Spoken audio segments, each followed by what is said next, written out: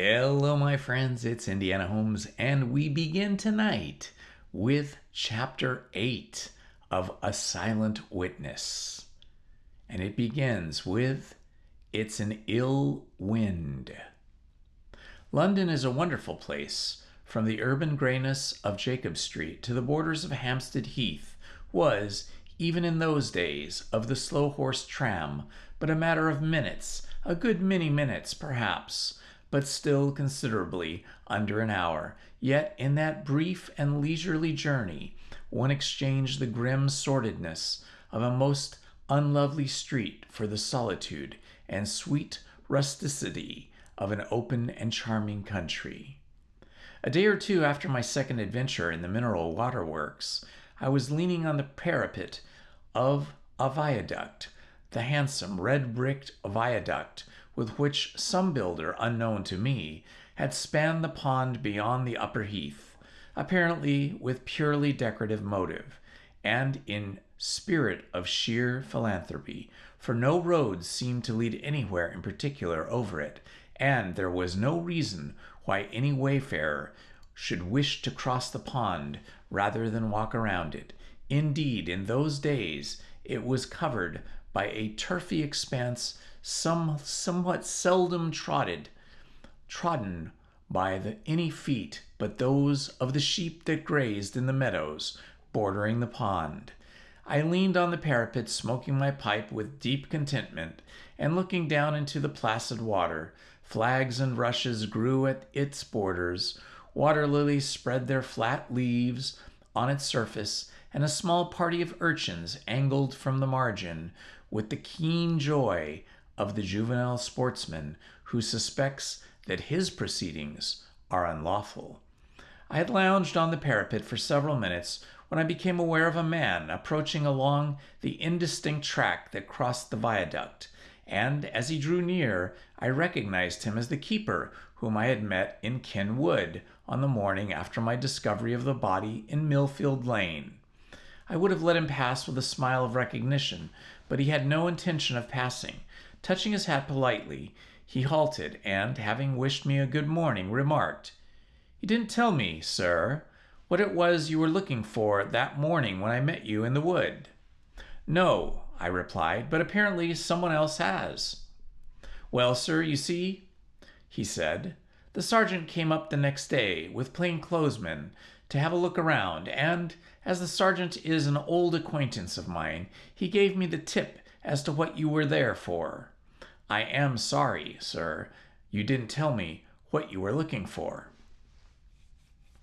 "Why?" I asked. "Well," he replied, "we might have found something if we had looked while the tracks were fresh. Unfortunately, there was a gale in the night that fetched down a lot of leaves, and those blew up those that had already fallen, so that any footmarks would have gotten hidden before the sergeant came." "What did the police officer seem to think about it?" I asked. "Why, to speak the truth," the keeper replied, "they seemed to think it was all bogey." "Do you mean to say," I asked, "that they thought I had invented the whole story?" "Oh, no, sir," he replied, "not that. They believed you had seen a man lying in the lane, but they didn't believe that he was a dead man, and they thought your imagination had misled you about the tracks." "Then I suppose they didn't find any." "Or anything," said I. "No, they didn't, and I haven't been able to find anything myself, though I've had a good look around." And then, after a brief pause, "I wonder," he said, "if you would care to come up to the wood and have a look at the place yourself." I considered for a moment. I had nothing to do, for I was taking the day off, and the man's proposal sounded rather attractive. Finally, I accepted his offer, and we turned back together toward the wood. Hampstead, the Hampstead of those days, was singularly rustic and remote, but within the wood it was incredible that the town of London actually lay within the sound of a church bell or the flight of a bullet. Along the shady paths carpeted with moss and silvery lichen, overshadowed by the boughs of noble beeches, or in leafy hollows, with the humus of centuries under our feet, and the whispering silence of the woodland all around, we might have been treading the glades of some primeval forest. Nor was the effect of this strange remoteness less when presently emerging from the thicker portion of the wood, we came upon a moss-grown, half-ruinous boathouse on the sedgy margin of the lake, in which was drawn up a rustic-looking and evidently little-used punt. "It's wonderful quiet about here, sir," the keeper remarked, as a water-hen stole out from behind a clump of high rushes and scrambled over the leaves of the water lilies. "And presumably," I remarked, "it's quieter still at night." "You're right, sir," the keeper replied. "If that man had got as far as this, he'd have had mighty little trouble in putting the body where no one was ever likely to look for it." "I suppose," said I, "that you had a good look at the edges of the lake?" "Yes," he answered. "I went right round it, and so did the police, for that matter, and we had a good look at the punt, too. But all the same, it wouldn't surprise me if one day that body came floating up among the lilies, always supposing, that is," he added, "that there really was a body." "How far is it," I asked, "from the lake to the place where you met me that morning?" "It's only a matter of 2 or 3 minutes," he answered. "We may as well walk that way, as you can see for yourself." Accordingly, we set forth together, and coming presently upon one of the moss-grown paths, followed it past the large summer-house until we came in sight of a beach beyond which I had encountered him while I was searching for the tracks. As we went, he plied me with some questions as to what I had seen on the night in the lane, and I made no scruple of telling him all that I had told the police, seeing that they, on their side, had made no secret of the matter. Of course, it was idle, after this long period, for it was now more than 7 weeks since I'd seen the body, to attempt anything in the nature of a search. It certainly did look as if the man who had stolen into the wood that night might have been bound for the solitary lake.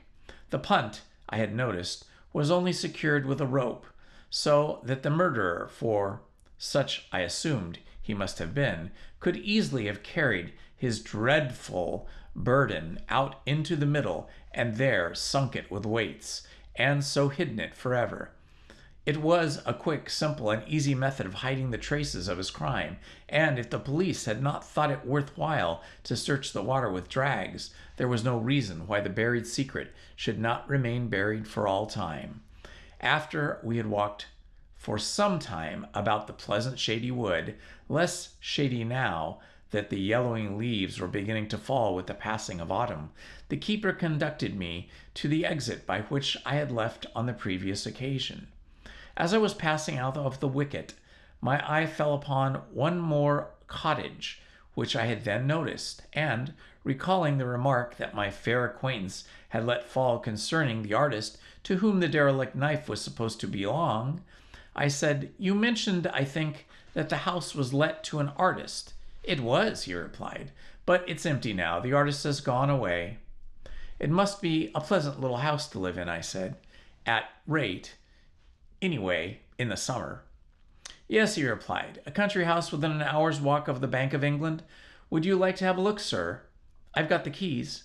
Now, I certainly had no intention of offering myself as a tenant, but yet, to an idle man, there is a certain attractiveness in an empty house of an old eligible kind, a certain interest in roaming through the rooms and letting one's fancy furnish them with one's own household goods. I accepted the man's invitation, and, opening the wide gate that admitted to the garden from a by-road, he walked up to the door of the house. "It's quite a nice little place," the keeper remarked. "There isn't much garden, you see, but then you've got the whole heath all around you, and there's a small stable and a coach-house if you should be wanting to go into town." "Did the last tenant keep any kind of carriage?" I asked. "I don't think so," said the keeper, "but I fancy he used to hire a little cart sometimes when he had things to bring in from town, but I don't know very much about him or his habits." We walked through the empty rooms together, looking out the windows and commenting on the pleasant prospects that all of them had commanded, and talking about the man who had last lived in the house. "He was a queer sort of fellow," said the keeper. "He and his wife seemed to have lived here all alone without any servant, and they seem often to have left the house to itself for a day or two at a time. But he could paint. I have stopped and I've had a look when he had been at work, and it was wonderful to see how he knocked off those pictures. He didn't seem to use brushes, but he had a lot of knives, like little trowels, and he used the trowels like a shovel to paint with them. And he always wore gloves when he was painting. Didn't like to get the paint on his hands, I suppose. It sounds as if it would be a very awkward way to paint, I said. Just what I should have thought, the keeper agreed. But he didn't seem to find it so. This seems to be the place that he worked in. Apparently, the keeper was right. The room which we had now entered was evidently the late studio, and he did not appear to have cleaned up since the tenant left. The floor was littered with scraps of paper on which a palette knife had been cleaned, with empty paint tubes, and with one or two broken and worn-out brushes, and in a package case, which seemed to have served as a receptacle for rubbish, were one or two canvases that had been torn from their stretchers and thrown away. I picked them out and glanced at them with some interest, remembering what my fair friend had said. For the most part, they were mere experiments or failures, deliberately defaced with strokes or daubs of paint, but one of them was a quite spirited and attractive sketch, rough and unfinished, but skillfully executed and undefaced. I stretched out the crumpled canvas and looked at it with considerable interest. It represented Millfield Lane and showed the large elms and the posts and a high fence under which I had sheltered in the rain. In fact, it appeared to have been taken from the exact spot on which the body had been lying, and from which I had made my own drawing. Not that there was anything in the latter coincidence, for it was only sketchable spot in the lane. It's really quite a nice sketch, I said. It seems a pity to leave it here among the rubbish. It does, sir, the keeper agreed. If you like it, you had better roll it up, put it in your pocket. You won't be robbing anyone. As it seemed that I was but rescuing it from a rubbish heap, I ventured to follow the keeper's advice, and, rolling canvas up, I carefully stowed it in my pocket. And shortly after, I had now seen all that there was to see, which was mighty little. We left the house, and at the gate the keeper took leave of me with a touch of his hat. I made my way slowly back towards my lodgings by way of a Spaniard's Road and Hampstead Lane, turning over in my mind as I went the speculation suggested by my visit to the wood, of the existence of the lake I had not been previously aware of. Now that I had seen it, I felt very little doubt that it was known to the mysterious murderer, for such I felt convinced he was, who must have been lurking in the lane that night when I was sheltering under the lee of the fence. The route that he had taken appeared to be the direct route to the lake. That he was carrying the body, I had no doubt whatever, and seeing that he had carried it so far, it appeared probable that he had some definite hiding place in view. And what hiding place could be so suitable as this remote piece of still water? No digging, no troublesome and dangerous preparation would be necessary. There was the punt in the readiness to bear him to the deep water in the middle, a silent, easily handled conveyance. A few stones or some heavy object from the boathouse would be all that was needful, and in a moment he would be rid of it forever, a dreadful witness of his crime, gone. Thus reflecting not without dissatisfaction at the passive part that I had played in this sinister affair, I passed through the turnstile of the Kissing Gate at the entrance to Millfield Lane. Almost certainly the murderer, or the victim, or both, had passed through the very gate on the night of the tragedy. The thought came to me with added solemnity, with recollection of silent wood and dark, still water fresh in my mind, and caused me unconsciously to tread more softly and walk more sedately than usual. The lane was little frequented at any time, and now, at midday, was almost as deserted as at midnight. Very remote it seemed too, and very quiet, with a silence that recalled the hush of the wood, and yet the silence was not quite unbroken. From somewhere ahead, from one of the many windings of the tortuous lane, came the sound of hurried footsteps. I stopped to listen. There were two persons, one treading lightly, the other more heavily, apparently a man and a woman, and both were running fast, very fast. There was nothing remarkable about this, perhaps, but yet the sound smote my ear with a certain note of alarm that made me quicken my pace and listen yet more intently, and suddenly there came another sound, a muffled, whimpering cry like that of a frightened woman. Instantly I gave an answering shout and sprang forward at a swift run. I turned one of the numerous corners, and I was racing down the straight stretch of the lane when a woman darted round the corner ahead and ran towards me. Holding out her hands, I recognized her at a glance, though now she was disheveled, pale, wild-eyed, breathless, and nearly frantic with terror, and rage against her assailant spurred me on to greater speed. But when I would have passed her to give chase to the watch, she clutched my arm frantically with both hands and detained me. "Let me go and catch the scoundrel," I exclaimed, but she only clung tighter. "No," she panted. "Don't leave me. I'm terrified. Don't go away." I ground my teeth. Even as we stood, I could hear the ruffian's footsteps receding as rapidly as they had advanced. In a few moments, he would be beyond pursuit. "Do let me go and stop that villain," I implored. "You are quite safe now, and you can follow me and keep me in sight." But she shook her head passionately and, still clutching my sleeve with one hand, pressed the other to her heart. "No, no, no," she gasped, with a catch in her voice that was almost a sob. "I can't be alone. I'm frightened. Oh, please don't go away from me." What could I do? The poor girl was evidently beside herself with terror and exhausted by her frantic flight. It would have been cruel to leave her in that state, but all the same it was infuriating. I had no idea what the man had done to terrify her in this way, but that was of no consequence. The natural impulse of a healthy young man, when he learns that a woman has been ill-used, to hammer the offender effectively in the first place and then to inquire into the affair. That was what I wanted to do, but it was not to be. "Well," I said, by way of compromise, "let us walk back together. Perhaps we may be able to find out which way the man went." To this she agreed. I drew her arm through mine, for she was still trembling and looked faint and weak, and we began to retrace her steps towards Highgate. Of course, the man was nowhere to be seen, and by the time we had turned the sharp corner where I had found the body of the priest, and the man was not only out of sight, but his footsteps were no longer audible. Still, we went on for some distance in the hopes of meeting someone who could tell us which way the miscreant had gone. But we met nobody. Only some distance past the posts, we came in sight of a sketching box and a camp stool lying by the side of the path. "Surely those are your things," I said. "Yes," she answered. I had forgotten all about them. I dropped them when I began to run. I picked up the box and the stool and debated with myself whether it was worth to go on any farther. From where we stood, nothing was to be seen, for the lane was still enclosed on both sides by a 7-foot fence of oak boards. But the chance of the overtaking the fugitive was not to be considered. By this time he was probably out of the lane and on the heath or in the surrounding meadows, and meanwhile my companion, though calmer and less breathless, looked very pale and shaken. "I don't know that it's any use," I said, "to tire you by going any farther. The man is evidently gone."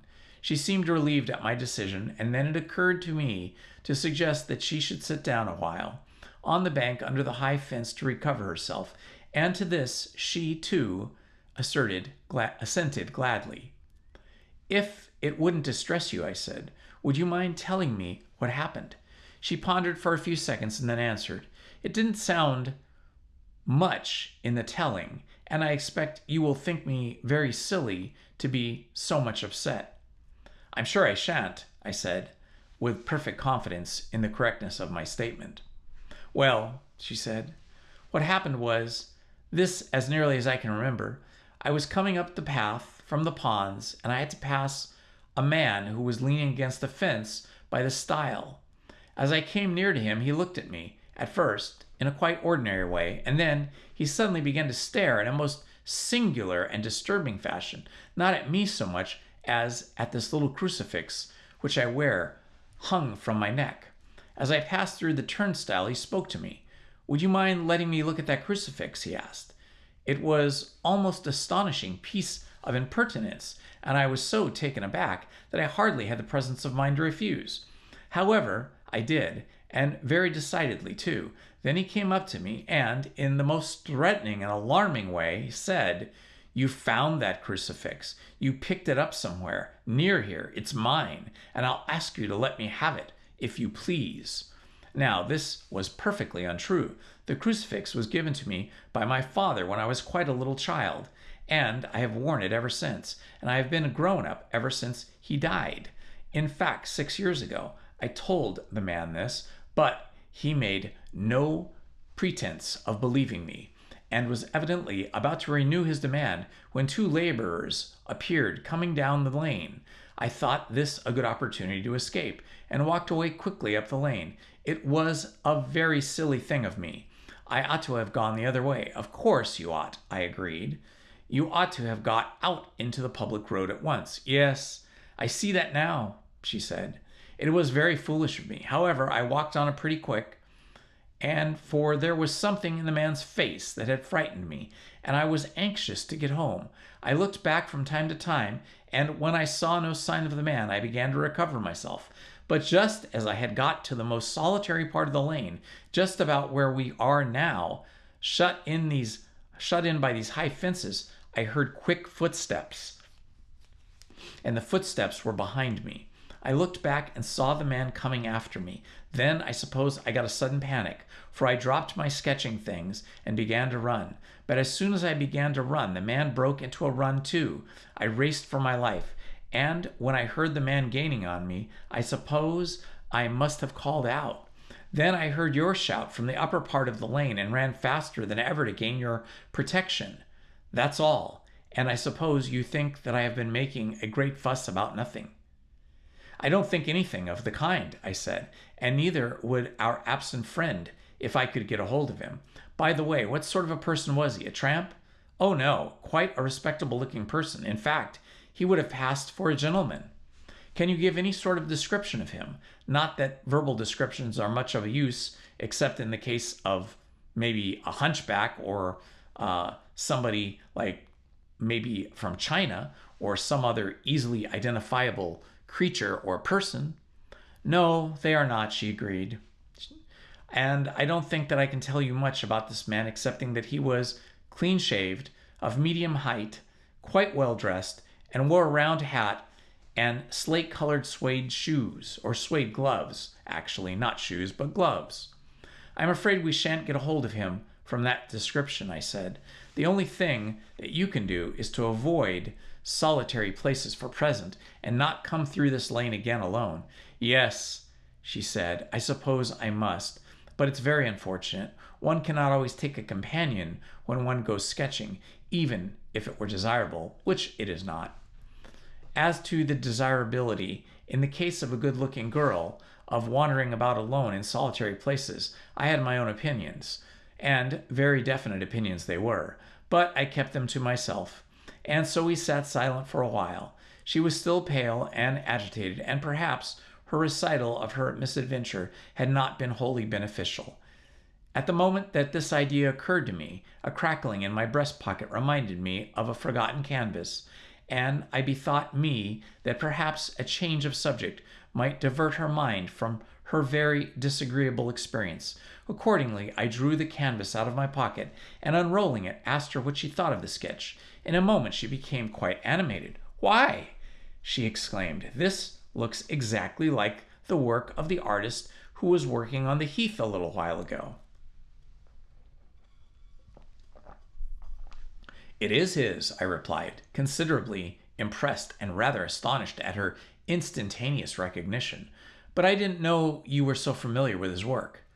"I'm not familiar with it," she replied, "but, as I told you, I sometimes managed to steal a glance or two when I passed him. You see, his technique is so peculiar that it's easily recognized, and it's interested me very much. I should have liked to have stopped and watched him and get a lesson." "It is a rather peculiar work," I said, looking at the canvas with new interest. "Very solid and yet smooth." "Yes, it is a typical knife work, almost untouched with the brush. That was what interested me. The knife, a dangerous tool for a comparative tyro like myself, but yet one would like to learn how to use it. Did he give you this sketch? I smiled guiltily. The truth is, I admitted, I stole it. How dreadful of you, she said. I suppose that you could not be bribed to steal another. I would steal it for nothing if you asked me, I answered. And meanwhile, you had better take possession of this one. It will be of more use to you than to me. She shook her head. No, I won't do that, she said, though it is most kind of you. You paint, I think, don't you? I'm only the merest amateur, I replied. I annexed the sketch for the sake of the subject. I have rather an affection for this lane. So had I, said she, until today. Now I hate it, but I might even ask you how you managed your theft. I told her about the empty cottage and the rejected canvases in the rubbish box. I'm afraid none of the others would be of any use to you because he had drawn a brushful of paint across each of them. Oh, that wouldn't matter, she said. The brushstrokes would be on dry paint and could easily be scraped off. Besides, it is not the easy subject, but the technique that interests me. Then I will get into the cottage somehow and purloin the remaining canvases for you. Oh, but I mustn't give you all this trouble, she protested. It won't be any trouble, I said. I shall quite enjoy the deliberate and determined robbery. But where shall I send the spoils? She produced her hard case and, selecting a card, handed it to me with a smile. It seems to me, she said, that I am inciting you to robbery and acting as a receiver of stolen goods. But I suppose there is no harm in it, though I feel that I ought to not give you all this trouble. I made the usual polite rejoinder as I took from her the little magical slip of pasteboard that in a moment transformed her from a stranger to an acquaintance and gave her a local habitation and a name. Before bestowing it in my pocketbook, I glanced at the neat copper plate and read the inscription, Miss Sylvia Vine, The Hawthorns, North End. The effect of our conversation had answered my expectations. Her agitation had passed off. The color had come back to her cheeks, and in fact, she seemed quite recovered. Apparently she thought so herself, for she rose and, saying that she now felt well enough to walk home, and held out her hand for the color box and the stool. I think, said I, that if you won't consider me too intrusive, I should like to see you safely out into the inhabited road, at least. I shall accept your escort gratefully, she replied, as far as the end of the lane, or farther if it's not taking you too much out of your way. Needless to say, I would gladly have escorted so agreeable and winsome a protege from John O'Groats to Land's End, and found it not out of my way at all. And when she passed out of the gate into Hampstead Lane, I clung tenaciously to the box and the stool, and turned towards the Spaniards, as though no such thing as dismal had ever been contemplated. In fact, with the reasonable excuse of carrying the impedimenta, I maintained my place by her side in the absence of a definite connage, and so we walked together, talking quite easily, principally about pictures and painting, until in the pleasant little hamlet she halted by a garden gate, and taking her possessions from me, held out a friendly hand. Goodbye, she said. I can't thank you enough for all you've done for me, all your help, all your kindness. I hope I have not been very troublesome to you. I assured her that she had been most amiable, and when I once cautioned her to avoid solitary places, we exchanged a cordial handshake and parted, she to enter the pleasant rustic-looking house, and I to betake myself back to my lodgings, lightening the way with much agreeable and self-congratulatory reflection. Tonight we read Chapter 9, Thorndyke Takes Up the Scent. At my lodgings, which I reached at an unconscionably late hour for lunch, I found a little surprise awaiting me. A short note from Dr. Thorndyke asking me if I should be at liberty early on the following afternoon to show him the spot on which I had found the mysterious body. Of course, I answered by return, begging him to come straight on from the hospital to an early lunch over which we could discuss the facts of the case before setting out. Having dispatched my letter, I called at the offices of the house agent who had the letting of the cottage on the heath to see if he had duplicate keys. Fortunately, he had, and was willing to entrust them to me on the understanding that they should be returned sometime during the next day. I did not, however, go on to the cottage, for it occurred to me that Thorndyke would probably wish to visit the wood and would make my visit and purloin the canvases then. A telegram on the following morning informed me that Thorndyke would be with me at 12 o'clock, and punctually to the minute he arrived. "I hope you don't mind me swooping down on you in this fashion," he said, as the servant showed him into the room. I assured him very truthfully that I was delighted to be honored by a visit from him, and he then proceeded to explain. "You may wonder, Jardine, why I am busying myself about this case, which is really no business of mine, or at least appears to be none. But the fact is that as a teacher and a practitioner of medical jurisprudence, I find it advisable to look into any unusual cases. Of course, there is always a considerable probability that I may be consulted concerning any out-of-the-way case. But apart from that, I have the ordinary specialist's interest in anything remarkable in my own speciality. I should think," said I, "that it would be well for me to give you all the facts before we start." "Exactly, Jardine," he explained. "That is what I want. Tell me all you know about the affair, and then we shall be able to test our conclusions on the spot." He produced a large-scale ordnance map, and folding it under my direction so that it showed only the region in which we were interested, he stood it up on the table against the water bottle where we could both see it, and marked on it with a special pencil each spot as I described it. It is not necessary for me to record our conversation. I told him the whole story as I have already told it to the reader, pointing out on the map the exact locality where each event occurred. "It's a most remarkable case, Jardine," was his thoughtful comment when I had finished. "Most remarkable.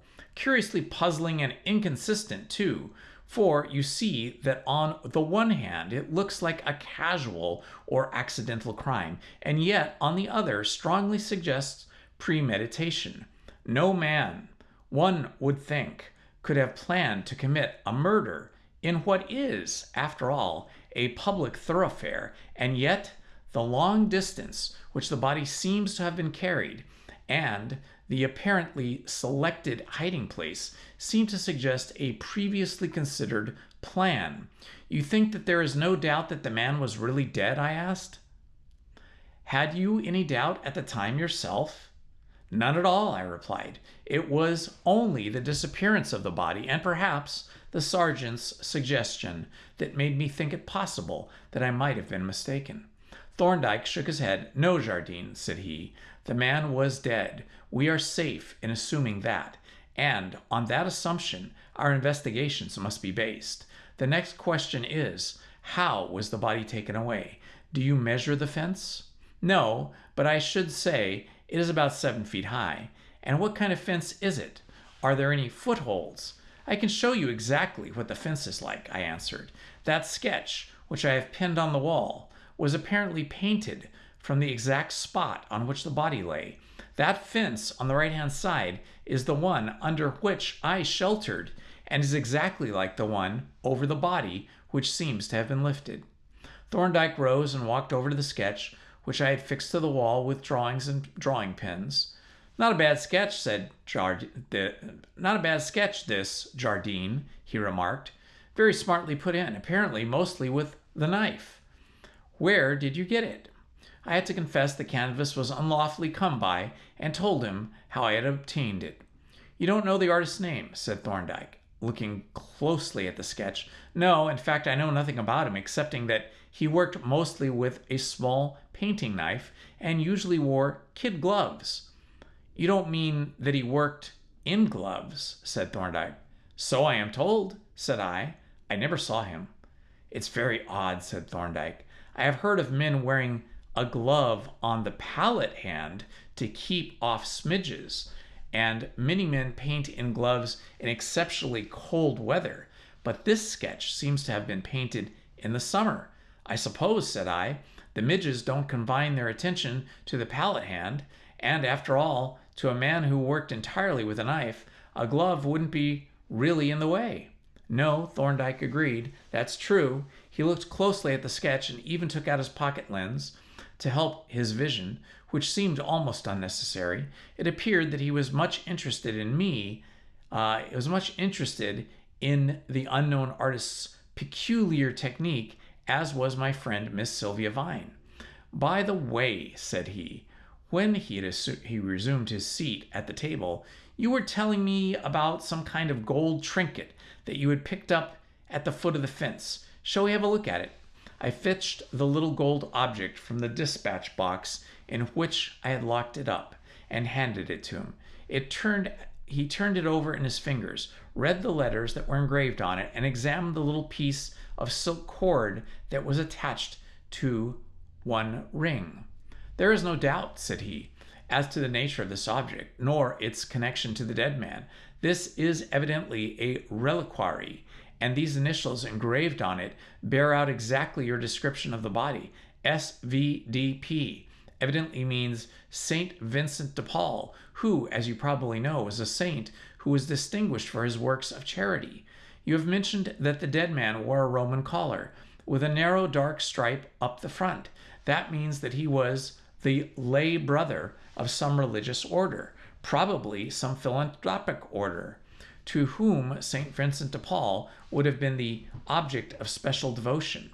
The other letters, AMDG, are the initials of the words Ad Morgium Dei Gloriam, the motto of the Society of Jesus. But as St. Vincent de Paul was not a Jesuit saint, the motto probably refers to the owner of the reliquary, who may have been a Jesuit or a friend of the society. It was apparently attached perhaps to the neck by this silk cord, which seems to have been frayed nearly through, and probably broke when the body was drawn over the top of the fence. I suppose I ought to have shown it to the police, I said. I suppose you ought, he replied, but as you haven't, I think we had better say nothing about it. He handed it back to me, and I dropped it into my pocket, intending to return it presently to the dispatch box. A few minutes later, we sallied forth on our journey of exploration. It is not necessary to describe this journey in detail, since I have already taken the reader over the ground more than once. We went, of course, to the place where I had found the body, and walked right through the Hampstead Lane. Then we returned and reconstituted the circumstances of that eventful night, after which I conducted Thorndyke to the place where I assumed the body had been lifted over the fence. I suppose, I said, we must go around and pick up the track from the other side. He looked up and down the lane and smiled. Would your quondam professor lose your respect forever, Jardine, if you saw him climb over a fence in a frock coat and a topper? No, I answered, but it might look a little quaint if anyone else saw you. I think we will risk that, he said. There is no one about, and I should rather like to try a little experiment. Would you mind if I hoisted you over the fence? You're something of an outsize, but then so am I, too, which balances the conditions. Of course, I had no objection, and when I looked up and down the lane and listened to make sure that we had no observers, Thorndyke picked me up, and with ease that rather surprised me, and hoisted me up the level of the fence. It's all clear on the other side, he asked. Yes, I answered. There's no one in sight. Then I want you to be quite passive, he said, and with this he hoisted me up further until I hung with my own weight across the top of the fence. Leaving me hanging thus, he sprang up lightly and, having got astride the top, dropped down on the other side, when he once more took hold of me and drew me over. It wasn't so very difficult, he said. Of course, it would have been more to a shorter man, but on the other hand, it is extremely unlikely that the body was anything like your size and weight. We now followed the track up the wood, which we entered by an opening on the fence. through which I assumed that the murderer had probably passed. I conducted Thorndyke by the nearest route to the boathouse, and when he had thoroughly examined the place and made notes of the points that appeared of interest to him, I showed him the way out by the turnstile. It was here, when we came in sight of the cottage, that I had bethought me of my promise to Miss Vine, and somewhat sheepishly explained the matter to Thorndyke. "It won't take but a minute to go in and sneak the things," I said apologetically, and was proposing that he should walk on slowly when he interrupted me. "I'll come with you," said he. "There may be something else to filch. Besides, I am rather partial to empty houses. There is something quite interesting, I think, in looking over the traces of a recent occupation and speculating on the personality and the habits of the late occupiers. Don't you find it so?" I said yes, truthfully enough, for it was a feeling of this kind that first led me to look over the cottage. But my interest was nothing to Thorndyke's, for no sooner had I let him in the front door, and he began to browse about the empty house and rooms and passages for all the world like a cat, and has just been taken to a new house. This was evidently the studio, he remarked, as we entered the room from which I had taken the canvas. "He doesn't seem to have had much of an outfit, as he appears to have worked on his sketching easel. You can see the indentations made here by the toe points, and there are no marks of casters of a studio's easel. You notice, too, that he sat on a camp stool to work. It did appear to me to matter very much that he had on what he sat. I just didn't think it was important, but I kept this opinion to myself and watched Thorndyke curiously as he picked up the empty paint tubes and scrutinized them one after another. His inquisitiveness filled me with amused astonishment. He turned out the rubbish box completely, and having looked over every inch of discarded canvas, he began systematically to examine one by one the pieces of paper on which the late resident had wiped his palette knife. Having rolled up and pocketed the waste canvases, I expressed myself as ready to depart. "If you're not in a hurry," said Thorndyke, "I should like to look over the rest of the premises." He spoke as though we were inspecting some museum or exhibition, and indeed his interest and attention, as he wandered from room to room, were greater than that of the majority of visitors to the public galleries. He even insisted on visiting the little stable and coach house, and when he had explored them both, ascended the rickety steps to the loft over the ladder. "I suppose," said I, "this was the lumber room or store. Judging by the quantity of straw, it would seem as if some cases had been unpacked here." "Probably," agreed Thorndyke. "In fact, you can see where the cases have been dragged along, and so, by that smooth indented line, where some heavy metallic object has been slid along the floor. Perhaps, if we look over the straw, we may be able to judge what those cases contained." It didn't seem to me to matter a brass farthing what they contained, but again I made no remark, and together we moved the great mass of straw almost handful by handful from one end of the loft to the other, while Thorndyke not only examined the straw but even closely scrutinized the floor on which it lay. As far as I could see, all this minute and apparently purposeless searching was entirely without result, until we're in the act of removing the last armful of straw from the corner, and even then the object that came to light did not appear to be very remarkable under the circumstances, though Thorndyke seemed to find what appeared to me a most unreasonable interest in it. The object was a pair of canvas pliers, which Thorndyke picked up almost eagerly and examined with profound attention. "What do you make of that, Jardine?" he asked, at length handing the implement to me. "It's a pair of canvas pliers," I replied. "Obviously," he rejoined. "But what do you suppose they have been used for?" I opined that they had been used for straining canvases, and that being their manifest function. "But," objected Thorndyke, "he would hardly have strained his canvas up here. Besides, you will notice that they have, in fact, been used for something else. You observe that the handles are slightly bent. as if something had been held with great force. And if you look at the jaws, you will see that something was a metallic object, about 3/4 of an inch wide with sharp corners. Now, what do you make of that? I looked at the pliers inwardly, reflecting that I didn't care 2 pence what the object was, and finally said that I would give it up. The problem does not interest you keenly, Thorndyke remarked with a smile, and yet it ought to, you know. However, we may consider the matter on some future occasion. Meanwhile, I shall follow your pernicious example and purloin the pliers. His interest in this complete stranger appeared to me very singular, and it seemed for the moment to have displaced that in the mysterious case which the object of his visit was to me.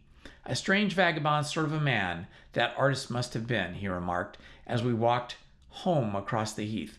But I suppose one picks up vagabond habits in traveling about the world.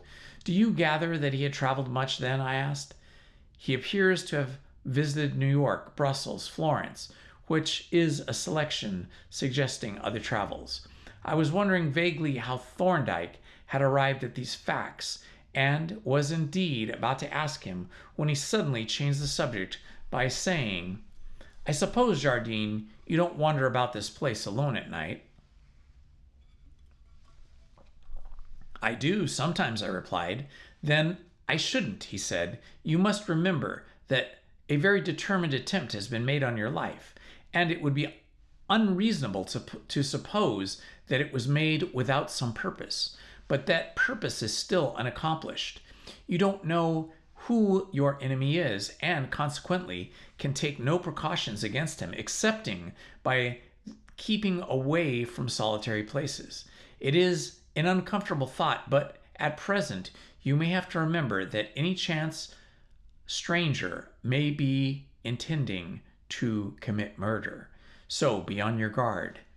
I promised to bear his warning in mind, though I must confess his language seemed to me rather exaggerated, and so we walked on, chatting about various matters until we arrived at my lodgings. Thorndyke was easily persuaded to come in and have tea with me, and while we were waiting for his arrival, he renewed his examination of the sketch upon the wall. Aren't you going to have this strained on a stretcher? He asked. I replied yes, and that I intended to take it with me the next time I went into town. Let me take it for you, said Thorndyke. I should like to show it to Jervis to illustrate the route that we had marked on the map. Then I can have it left in any place that you like. I mentioned the name of an artist's color man in Hampstead Road, and unpinning the canvas, rolled it up and handed it to him. He took it from me, rolling it methodically, and carefully bestowed it in his breast pocket. Then he brought forth the map, and as we drank our tea and talked over our investigations, we checked our route on it and marked the position of the cottage. Shortly after the tea, he took his leave, and I occupied an agreeable half-hour in composing a letter to Miss Vine to accompany the loot from the deserted house. And that, my friends, is the end of chapter 9. Interesting, isn't it? Well, until tomorrow night, this has been Indiana Homes. Love to you all. Good night. Please hit the like button, subscribe, and hit the notifications button. Thank you very much.